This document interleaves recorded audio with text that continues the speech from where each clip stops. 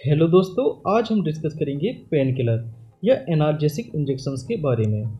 यहाँ पर जानेंगे इसके यूज़ के बारे में, कहाँ कहाँ पर इसका यूज़ किया जाता है और यहाँ पर जानेंगे ये कौन कौन से इंजेक्शंस होते हैं। चलिए दोस्तों, शुरू करते हैं पेन किलर या एनाल्जेसिक इंजेक्शंस। तो ये शरीर के दर्द को कम करने वाले इंजेक्शंस होते हैं। शरीर का दर्द जैसे कि बैक पेन होना, नेक पेन होना या किडनी का पेन या पोस्ट ऑपरेटिव पेन, मतलब कि ऑपरेशन के बाद वाला जो दर्द होता है उसमें इसका यूज़ किया जाता है।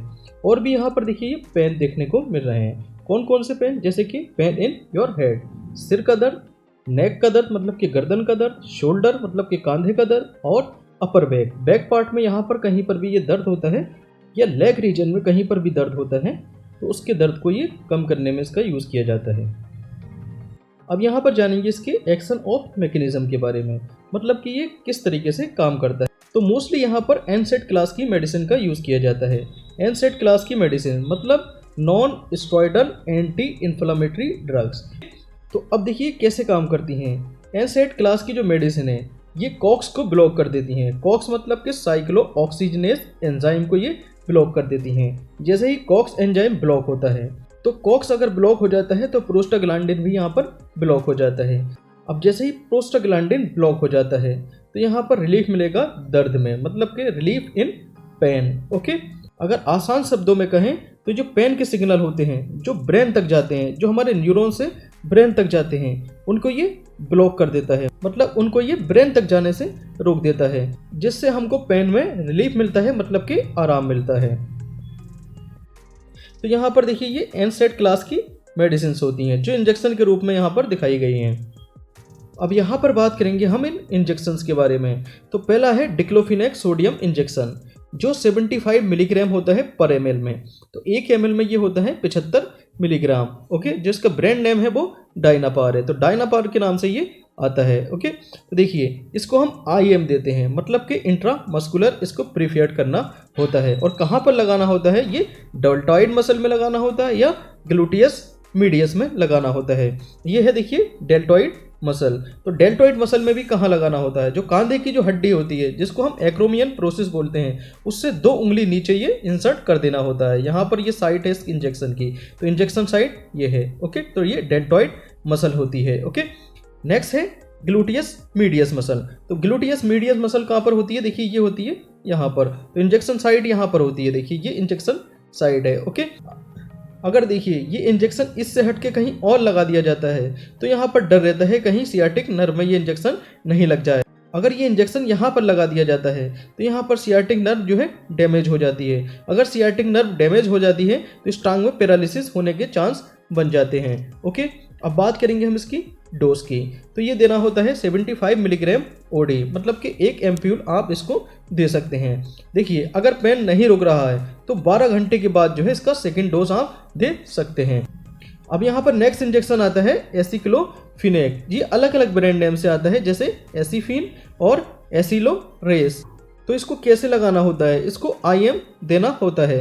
तो 1 ml में यहाँ पर देखिए 150 मिलीग्राम इसमें होता है। ओके, तो इसको IM देना पड़ता है और OD इसको लगा सकते हैं, मतलब कि 150 मिलीग्राम पर डे। ओके, अब नेक्स्ट इंजेक्शन आता है इबुप्रोफेन इंजेक्शन। इसको आप कैसे लगा सकते हैं? इसको हम IV दे सकते हैं। यहाँ पर देखिए 2 ml में 10 मिलीग्राम होता है। ओके, तो यहाँ पर देखिए इसकी जो मैक्सिमम डोज होती है पर डे वो होती है लगभग 800 मिलीग्राम। तो इसको आप कैसे दे सकते हैं? इसको BD दे सकते हैं या TDS, दिन में 2 बार या 3 बार दे सकते हैं। नेक्स्ट इंजेक्शन आता है पैरासीटामोल इंजेक्शन, या शॉर्ट फॉर्म में इसको हम PCM के नाम से भी जानते हैं। तो इसको लगाने का तरीका क्या होता है? इसको आप या तो IM दे सकते हैं, मतलब कि इंट्रामस्कुलर दे सकते हैं, या IV दे सकते हैं, मतलब कि इंट्रावेनस। मतलब कि अगर वेंस में देंगे इसको तो ध्यान रहे इसको जो है आप डाइल्यूट कर लें, मतलब कि NS में इसको मिलाकर जो है डाइल्यूट कर लेना चाहिए। ओके, अब यहाँ पर हम देख पा रहे हैं, देखिए इसके 2 ml में जो है यहाँ पर कितना है 150 मिलीग्राम है।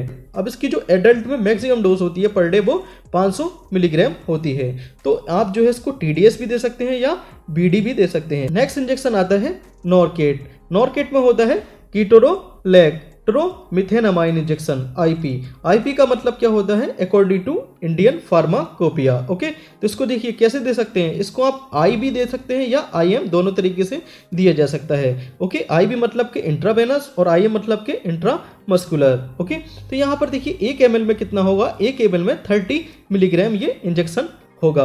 ओके, तो मैक्सिमम डोज इसकी कितनी होती है? देखिए पर डे इसकी मैक्सिमम डोज होती है 90 मिलीग्राम पर डे। तो आप इसको कैसे दे सकते हैं? इसको BD दिन में 2 बार दिया जा सकता है या TDS दे सकते हैं। ओके, क्योंकि देखिए TDS देंगे तो 90 मिलीग्राम पूरा हो जाएगा। ओके, क्योंकि देखिए 1 ml में कितना है? यहाँ पर 30 मिलीग्राम है। अगर यहाँ पर देखिए 1 ml का एम्प्यूल है, तो अगर यहाँ पर 1 ml का एम्प्यूल है तो एक एम्प्यूल में कितना होगा? 30 मिलीग्राम की मेडिसिन होगी।